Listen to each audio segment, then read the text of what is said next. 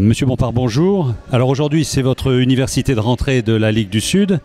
Comment se porte cette Ligue et quelles sont vos premières impressions pour ces 2 jours? La Ligue du Sud se porte toujours très bien. Nous sommes un centre de réflexion, un centre d'animation. Nous animons aujourd'hui, comme nous le faisons tous les ans, mais durant l'année, il y a aussi des réunions de travail. D'ailleurs, on se réunit 1 fois par mois. Donc votre ambition à travers cette université d'été, dirais-je, l'objectif prioritaire, quel est-il? L'objectif, c'est de déceler les yeux de l'ensemble des citoyens par le biais de nos amis qui sont des intermédiaires, parce que nous vivons au siècle de la désinformation, non pas vous, mais la grande télévision et la grande presse est aux ordres, et le seul moyen que l'on a de combattre cette désinformation, c'est le contact. Donc on travaille au contact, on édite des journaux, on fait des communiqués, on est sur le net, on fait tout ce qu'on peut pour informer les gens. La prochaine échéance électorale est importante, ce sont les régionales. Vous l'avez peut-être évoqué à la conférence de presse. Quelles seraient les grandes lignes adaptées donc à notre grande région ? Si je veux résumer d'une phrase, sur ce dossier comme sur les autres, c'est faire l'inverse de ce que les partis font. Parce que les partis méprisent infiniment les citoyens et nous occupons que des citoyens. On le montre dans notre gestion locale, aussi bien à la mairie d'Orange qu'à la mairie de Bolène, et les gens voient la différence. Bien, ce que nous faisons sur nos villes, on voudrait pouvoir le faire au niveau régional, puis ensuite au niveau national. Est-ce que vous confirmez ou non la possibilité de vous associer donc avec des mouvements patriotes et nationaux, comme celui de Nicolas Dupont-Aignan, voire du Front National, ou élargi à d'autres mouvements ? On considère les réalités. Tant que l'union de la gauche existe, il devrait y avoir une union de la droite. Donc nous sommes favorables à l'union de la droite puisque c'est inscrit dans le contexte politique actuel. Aujourd'hui, aujourd'hui encore, si la gauche tient tous les pouvoirs, ce n'est pas parce qu'elle est majoritaire, la gauche est majoritaire, c'est parce que la droite est désunie. Donc face à une gauche unie, il faut qu'il y ait une droite unie. Donc, bien sûr, nous prônons l'union de la droite, et bien sûr, il faut être cohérent. Si on la prône, il faut être prêt à la faire si celle-ci s'offre. Mais pour s'unir, il faut être plusieurs.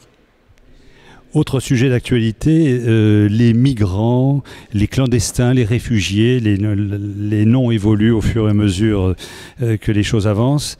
C'est un sujet important. Vous avez déclaré il n'y a pas très longtemps, vous avez dit l'Europe n'a rien à offrir à l'immigration, ce n'est pas une terre d'accueil et la France n'est pas une terre d'exil. Concrètement, qu'allez-vous faire pour Orange ?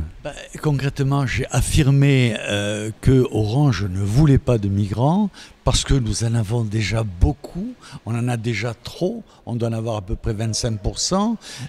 Bien sûr, cette volonté affirmée n'empêche pas que les migrants viennent, puisque le maire, contrairement à ce qu'on fait semblant de faire croire, n'a aucune compétence sur la gestion des mouvements humains.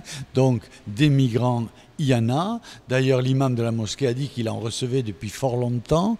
Il en reçoit effectivement depuis fort longtemps, puisque c'est une terre d'invasion, la France.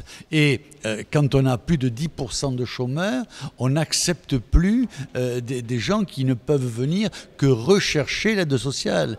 La France a les lois les plus folles d'Europe, puisqu'elle octroie toutes les lois sociales à tous les occupants. Elle ne les réserve pas aux cotisants, elle le donne à tous les gens qui sont là. Donc, les gens qui viennent chez nous savent que immédiatement, ils auront droit à toutes les aides sociales, ce qui fait d'eux des gens extrêmement riches comparés au pays où ils vivaient. Donc on ne peut pas accueillir toute la misère du monde.